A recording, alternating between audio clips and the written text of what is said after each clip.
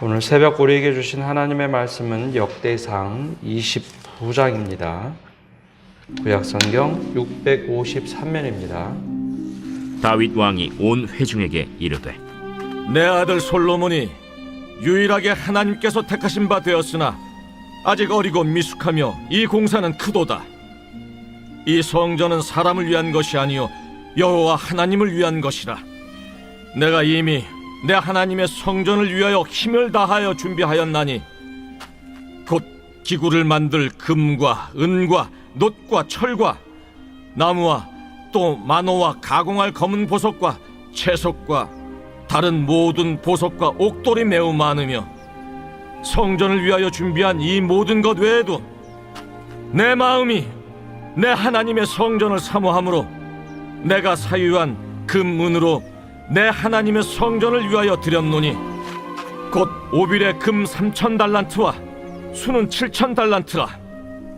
모든 성전 벽에 입히며 금은 그릇을 만들며 장인의 손으로 하는 모든 일에 쓰게 하였노니 오늘 누가 즐거이 손에 채워 여호와께 드리겠느냐?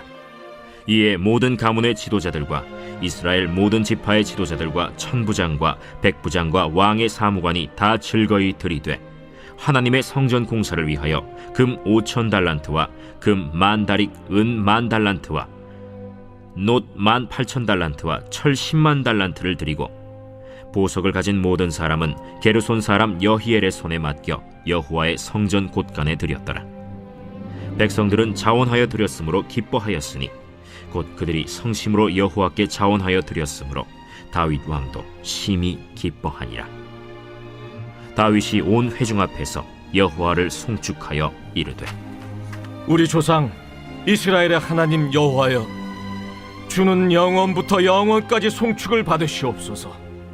여호와여, 위대하심과 권능과 영광과 승리와 위엄이 다 주께 속하였사오니 천지에 있는 것이 다 주의 것이로소이다. 여호와여, 주권도 주께 속하였사오니 주는 높으사 만물의 머리이심이니이다.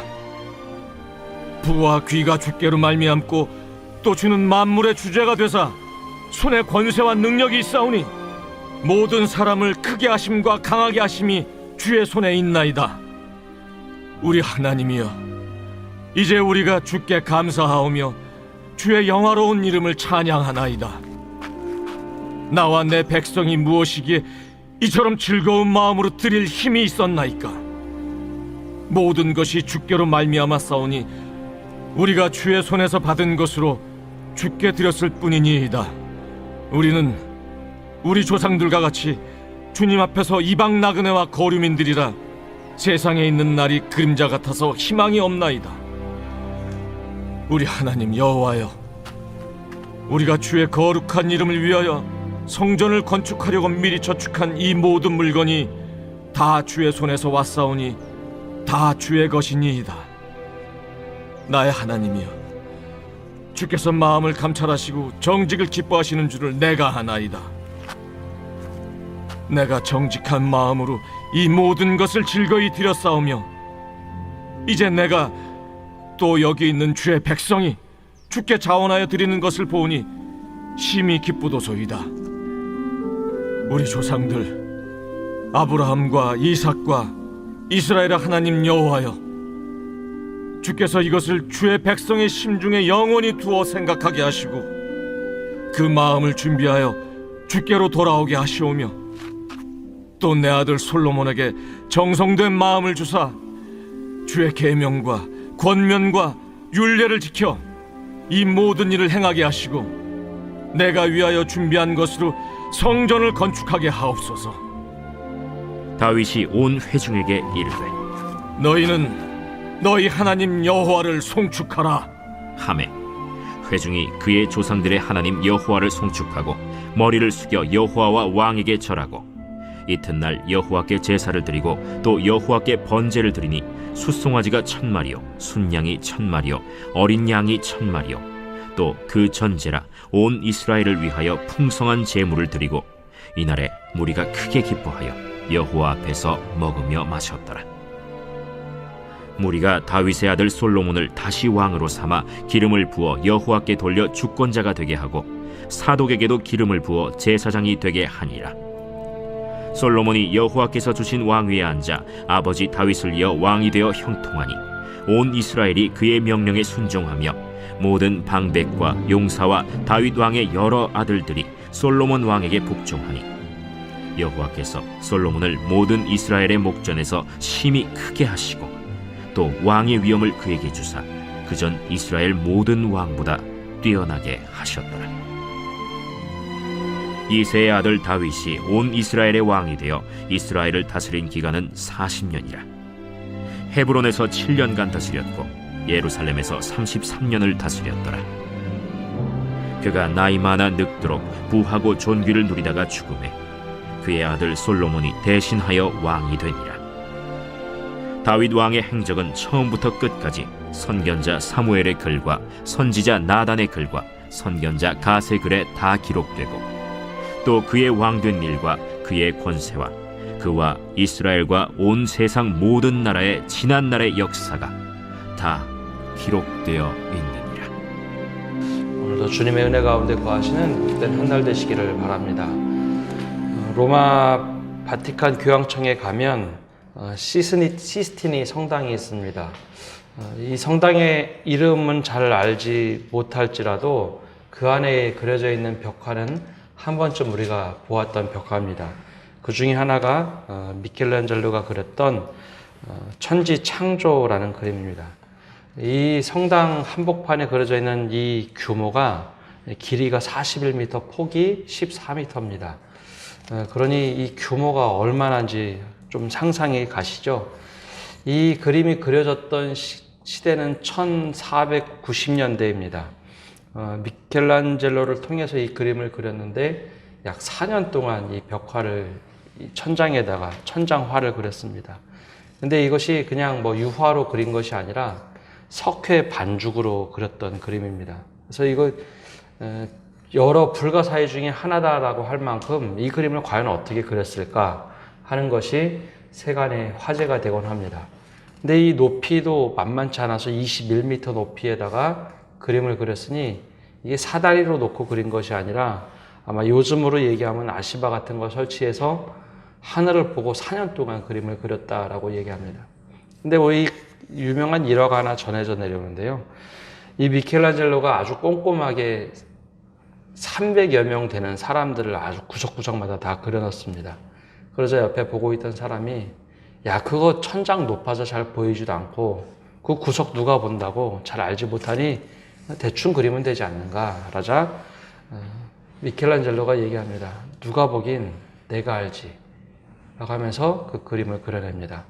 너무 고된 작업이었기 때문에 일화로 내려오는 이야기를 보면 그 천장화를 그리고 나서 약 10여 년 동안 붓을 들지 않았다 할 만큼 그의 모든 혼혈의 정신을 다해서 그림을 그렸다라고 이야기합니다. 아마 그가 얘기했던 것, 누가 알긴 내가 알지 라고 했던 말 속에는 하나님 앞에서 내가 이렇게 하니 나와 하나님이 알지 라고 하는 그런 표현과 같습니다. 하나를 해도 아주 꼼꼼하게 하나님 앞에서 했던 그의 모습, 이 성전, 당시 성전이라고 하는 것은 지금도 교회들이 따라하는 경우도 있지만 성전을 그렇게 화려하고 크게 짓고 지었던 이유 중에 하나는 성전에 들어가자마자 혹은 예배당에 들어가자마자 하나님의 임재를 모든 사람이 느끼게 하겠다라는 그런 사고가 있었습니다. 그래서 유럽의 성전이나 예배당을 딱 들어가면 그 규모에 압도를 당하고 그 화려함에 이곳이면 반드시 하나님이 거하시겠다라는 그런 위엄을 자랑하죠. 미켈란젤로가 거기에 한 숟가락을 얹었습니다. 근데 오늘 이 모습이 가장 먼저 등장했던 것은 바로 우리가 계속해서 읽고 있는 다윗이 성전을 준비할 때입니다. 다윗이 성전을 준비하면서 신실함이 온전히 드러나는데요. 그 모습이 이제 1절부터 시작이 됩니다. 다윗 왕이 온 회중에게 이르되 내 아들 솔로몬이 유일하게 하나님께서 택하신 바 되었으나 아직 어리고 미숙하여 이 공사는 크도다. 이 성전은 사람을 위한 것이 아니요 여호와 하나님을 위한 것이라. 내가 이렇게 준비하고 모든 것 하는 것은 왕위를 지키기 위해서라고 생각하지 마라라는 이야기입니다. 하나님을 위해서 내가 이렇게 준비했다라는 천명을 하죠. 솔로몬을 위하여 준비한 것이 아니라 솔로몬이 성전을 지을 수 있도록 내가 준비한 것이고, 이 모든 것은 하나님을 위하여 한 것이다. 그래서 그런지 성전 준비하는 모습이 굉장히 치밀했습니다. 역대 왕 중에 성전을 준비한 왕도 유일하지만 다른 왕들은 성전 보수하는데도 힘들어했지만 다윗만큼은 성전 짓는 것을 준비하는데 아주 철저하게 합니다. 모든 금은 저 건축자재를 준비했고, 어떻게 최고의 기술자들을 부를 것인가, 어떻게 최고의 건축자재를 모을 것인가, 여기에 모든 초점을 다해서 자신의 왕위 40년을 보내게 됩니다. 그런데 외국에서 가져 들어온 그 건축자재로만 충분했는가? 그렇지만은 않았던 것 같습니다. 그것으로 성전을 짓기에는 부족했는지 자신의 왕궁에 있던 창고를 털어서 하나님께 또 바치기 시작합니다. 은, 금, 모든 것 아낌없이 하나님께 내어놓기 시작을 하죠. 공사의 꼼꼼함을 준비하는 것뿐만 아니라 하나님께 기꺼이 예물을 드리기 시작합니다. 아마 개인의 이익을 위해서라면 오히려 다른 방법을 취했겠죠. 근데 이것이 후대에 나타납니다. 공과 사를 철저하게 구분하면서도 자신의 살을 다 들여서 하나님의 성전을 위하여 드렸던 다윗. 그 이야기가 이제 앞부분에 나옵니다. 하나님께 최선을 다하여 모든 것을 드릴 때 모든 백성들에게 또 이런 얘기를 합니다. 천부장, 백부장, 그리고 모든 지파의 관료들을 불러다 모아놓고 과연 하나님의 성전을 위하여 누가 드릴 수 있을까? 강제 명령이 아닌 본인이 먼저 하나님께 다 드리는 모습을 보여주고 모든 백성에게 독려를 하죠.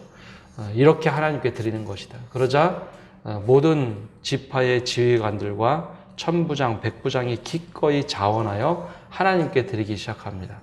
자신들이 가지고 있던 은, 금, 그런 모든 귀한 물건들을 하나님께 드리자 모든 백성들도 자원하여 드리기 시작합니다. 근데 이 모습이 역대상 마지막에 기록되어 있는데요. 왜 이것을 의도적으로 기록해 놨을까? 이것이 과연 어떤 의미일까라는 겁니다.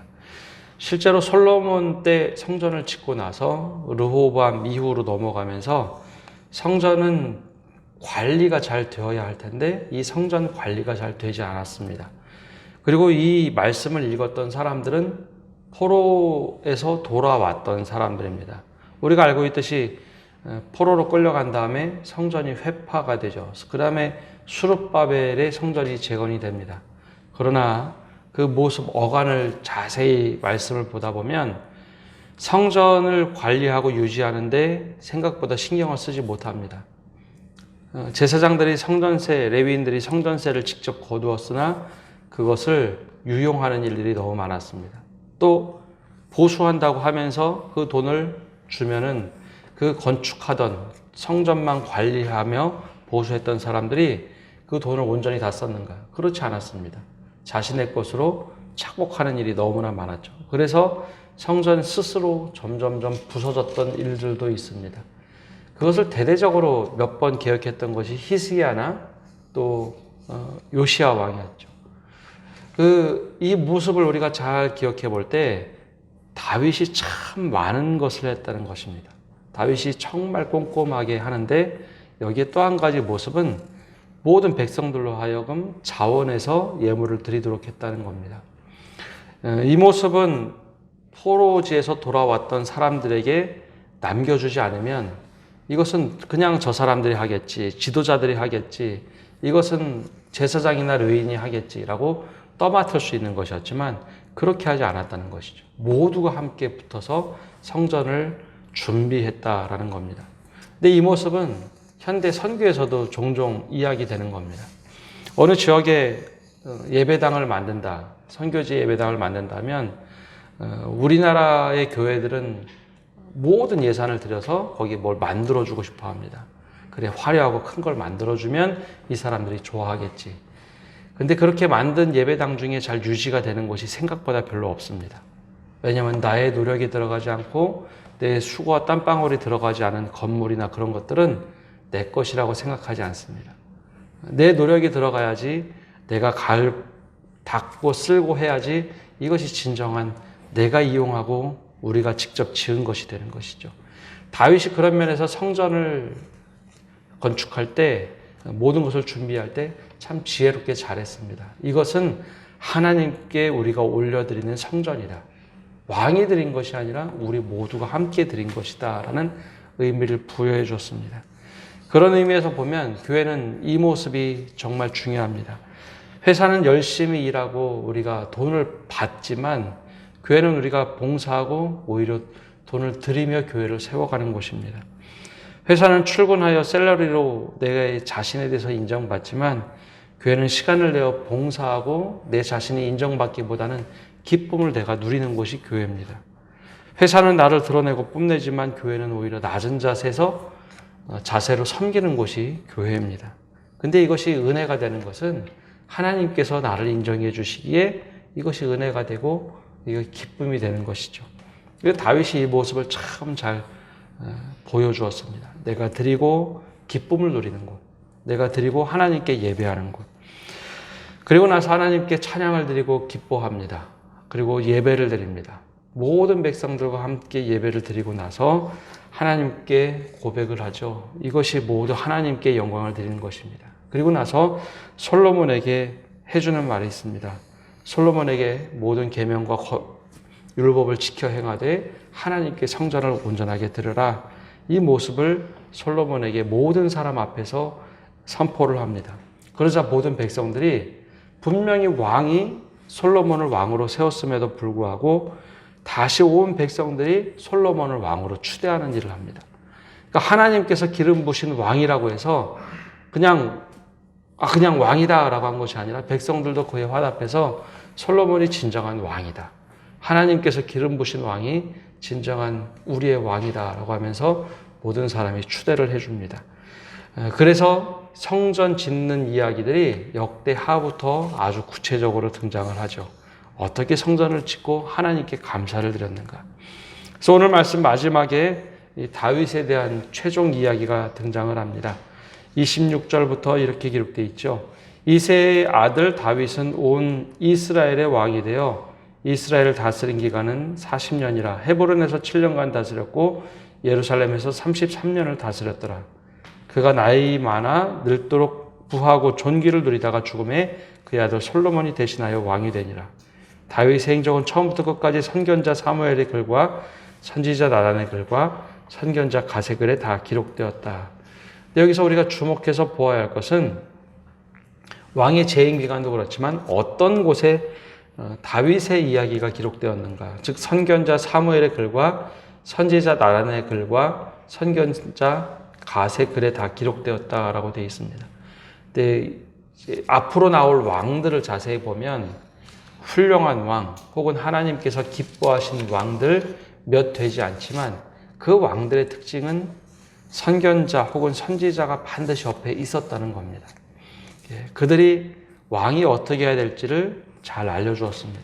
그래서 그들이 중심으로 하나님께 정중동하고 좌우로 치우치지 않도록 그 말씀에 귀를 기울였다는 것이죠. 근데 정반대로 북이스라엘의 왕들은 오히려 하나님의 말씀을 전했던 선견자나 선지자들을 죽이는 일을 서슴지 않았습니다. 내 뜻대로 하고 싶다는 것이죠.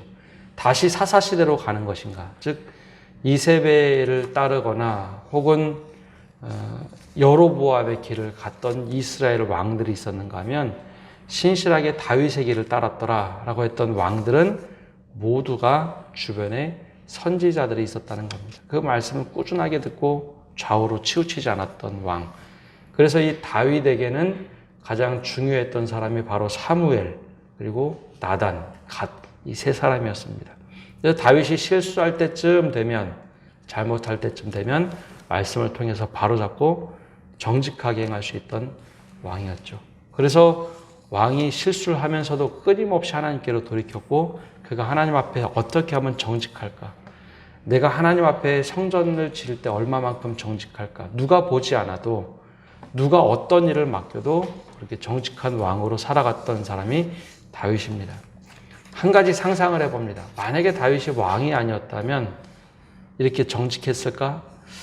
아마 그는 어떤 일을 맡겨도 그런 성품의 사람이었을 겁니다.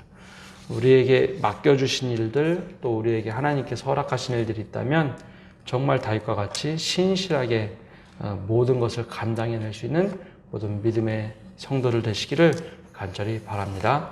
기도하겠습니다. 하나님, 오늘 이 새벽에 주님 앞에 나와 말씀을 듣고 기도합니다. 다윗의 마지막 삶을 보면서 그가 얼마나 하나님 앞에서 신실한지 우리가 말씀을 통해서 보게 됩니다. 주님, 우리가 말씀을 통해 다윗의 모습을 볼 때 바로 그의 삶이 우리의 삶이 되게 하여 주옵소서. 어떤 일을 하되 늘 하나님 앞에서 정직하게 신실하게 행할 수 있는 저희가 되게 하여 주시고, 누가 보느냐 안 보느냐 그것과 상관없이 하나님 앞에 정중동하며 온전히 살아갈 수 있는 저희가 되게 하여 주옵소서. 그리고 나 홀로가 아니라 모두가 함께 주님의 일에 참여할 수 있도록 지혜를 모으게 하여 주시고, 모두 힘을 합하여 주님을 섬기는 저희가 되도록 은혜 내려 주옵소서. 늘 하나님 말씀 앞에 바로 서려고 했던 그 모습 또한 우리의 모습이 되도록 은혜 내려 주옵소서. 우리가 하루를 살아가면서 하나님 앞에 살아가는 코람대우의 삶이 되도록 우리 한 사람 한 사람 지켜 주옵소서. 이 모든 말씀 예수님의 이름으로 기도합니다. 아멘.